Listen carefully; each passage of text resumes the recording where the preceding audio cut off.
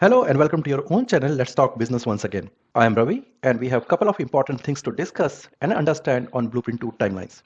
So let's start talking business. But before starting this presentation, I would like to make it clear once again that Blueprint 2 program is very big and dynamic in nature.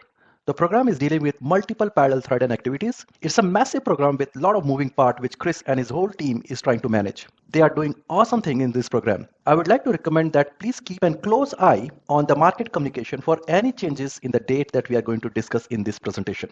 Now here in this presentation, I'm not talking about anything new. All these material are available in various online sources. I'm just trying to represent things in much more simplistic way for easy consumption and understanding, and also address some of the requests which I'm getting through various emails seeking clarity on the timeline. All right, let's start the presentation. But before that, once again, the message is very clear. Safe cutover. Safe cutover is the key. I personally agree with this. I understand it's so painful to push go live date and reassess the timeline and risk again. But I think the program at this magnitude, the safe cutover, is the most important aspect of this program. It is important and it is also very delicate. I got many questions in my email. Why October? Why 3 more months? Well, Mr. John Neal, CEO of Lloyd's, Mr. Bob James, COO of Lloyd's, and Chris, CEO of Velonautics, have already mentioned this couple of times. It's not only about safe cutover, but also ensuring less disruption to the market. So the next 3 months will give market to complete the Q3 2024 reporting or quarter 3 2024 reporting, and also provide extra time for market participant and vendor to complete their testing. That's it. It is carefully thought plan for go live. All right, so let's start today's topic. For those who are watching this video presentation first time, and if you have not watched my previous video presentation in this series, then I will highly encourage you to watch my previous video presentations in this series by clicking the link provided on top right of this video presentation over here. So we already know that 90% of the development is already completed. The team Velonautics is working hard to complete remaining 10% of the development, which is expected to be completed by the end of July, which is not too far. The next important aspect of this program is foolproof testing, which is already going on in background internally by Velonautics team and Vanguard team members. In this presentation, we will cover the testing aspect in little more detail. And finally, regarding the carefully crafted cutover plan, it's important to know how the market will cut over to the new system. Again, it is important and delicate too. It has all the key gateways to ensure that the risk has been understood and mitigated before going live. And we will also discuss slightly in detail about the cutover plan in this video presentation. Okay, let's go to the next slide. But as I said earlier, our main focus will remain on the testing. Let's go next. This is the very simplistic representation of go live plan. Well, I understand that there are many moving parts in this program with many key dates, but I am planning to cover the key activities and timeline. I am intentionally not showing any specific date because this program is huge and there is always a possibility of missing some dates. Though the team is really working hard to keep the program according to the schedule, but we all understand the challenges of keeping the program up to the specific date. So I will be talking about reference timeline rather than specific date.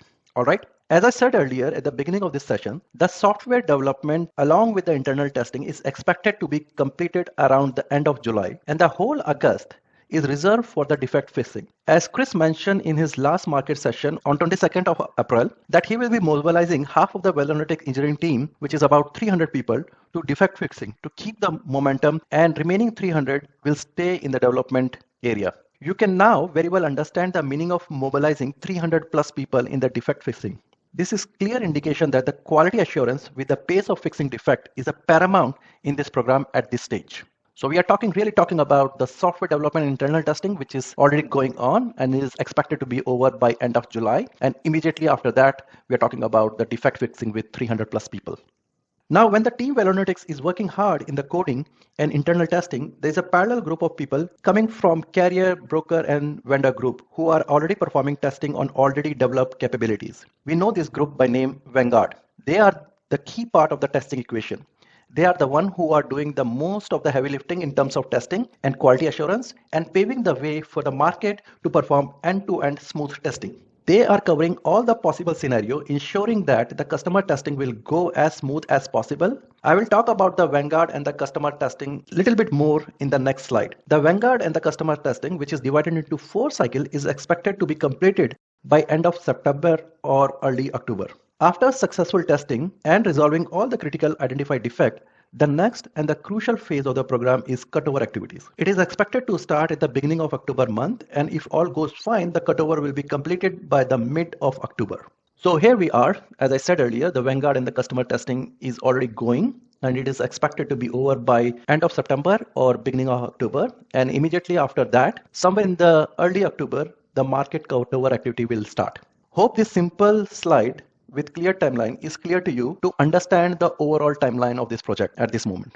Now moving to the next slide. Once again, as I said, the Vanguard and the customer testing is the key, and I'll be talking about the testing cycle in the next slide. Now, in this slide, my effort is to show how Vanguard is supporting the market-wide testing and why it is important. Having the Vanguard group early in the testing equation makes a lot of sense. It is not only ensuring the quality of delivery, but most importantly, it will ensure the market confidence in the system while performing the testing, or MAT. As I said earlier, they are the one who are doing the heavy lifting in terms of testing and to pave the way of successful market acceptance testing. Now in this slide, you can see clearly that Vanguard is feeding the market testing in all 4 testing cycles every month. We can see here, Vanguard testing is feeding the customer testing. Again, the Vanguard testing is feeding customer testing in cycle 2. In cycle 3, again, Vanguard is feeding the customer testing, whereas cycle 4 is parallel, where Vanguard and customer, they both are testing the functionality in parallel. Some of you might be thinking about these 4 testing cycles. So let's get into the next slide to talk a little more about this testing cycle. The entire customer testing is divided into 4 cycles. Testing cycle 1 is all about testing the fundamental part of the system, which include some of the key and fundamental functionality like direct singleton subscription in open market business, broker submission, technical processing including queries, OP, AP, RP on new business, premium installment, premium corrections, carrier responses including the queries, and most importantly, standard EDI messes. So all this will be covered in testing cycle 1. Testing cycle 2 is built on top of testing cycle 1, where the market is not only testing the fundamental functionality, which is available in testing cycle 1, but also functionality like reachback, dealing premium, claim sections, claim correction, and most importantly, having the reachback element in this cycle will ensure that any historical claim and premium must be handled appropriately after going live. Testing cycle 3 is all about facility business, prop TT, surplus line functionality, lost messages, and bespoke EDI messages customized for specific customer.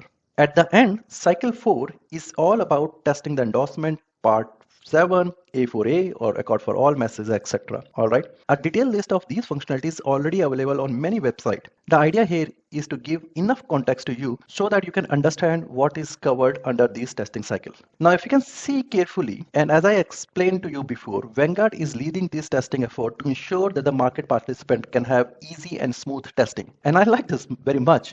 Here, if you can see, right, the Vanguard guys are dealing with testing and all the defects within the testing, and soon after that, the rest of the market will follow them. Now let's move to the last section of this video presentation, the cutover plans. Now again, as I said, the cutover is carefully planned, keeping in mind that there should be less disruption in the market and having a carefully thought logical decision point before moving to production. The cutover is planned in the second week of October. The actual show will start from 7th of October onward. The 7th October will be the last submission date, and it's also called as a submission block period. After that, no new submission will be processed till go live. This submission block period will be enforced after the first decision point, and we'll talk about it in a moment, to ensure that all looks safe before applying the submission block period. Except new submission, rest of everything will go as per business as usual. Immediately after submission block period, if you can see here, there will be another decision point to ensure that everything looks okay before getting into the technical cutover phase, where the connection will be disengaged from the old system and hooked up with the new system. This will happen over the weekend to ensure the less disruption to the market and enough time to roll back if something is not going as expected. During the technical cutover, no one can access systems. Immediately after the technical cutover, there will be a third decision point to ensure that all data migration is in control before getting into the control launch phase. In the control launch phase, the system will be accessible only to very specific group of people to check things in production. This is called proving period. If all goes fine in this proving period, then there will be a fourth and the last decision point to see if the system is stable enough to release it to the wider market. And if all goes well, then from 14th October onward, History will be made again to move the London market central system to the new IT system after 30 years. I'm so eager to witness this success. This is the lifetime opportunity. I genuinely wish for a great success for all the people working so hard in this complex and big program. Well, as I said, the first decision point is just before getting into the submission block days. The second decision point is the technical cutover. The third and fourth decision point is during the go live controlled launch. And if it all goes fine, then as I said, we will see the history. Well, this is the end of this video presentation. I hope you have learned something from this presentation. If you have any question related to this presentation, please do reach me out. Thanks and see you soon. Bye bye and take care.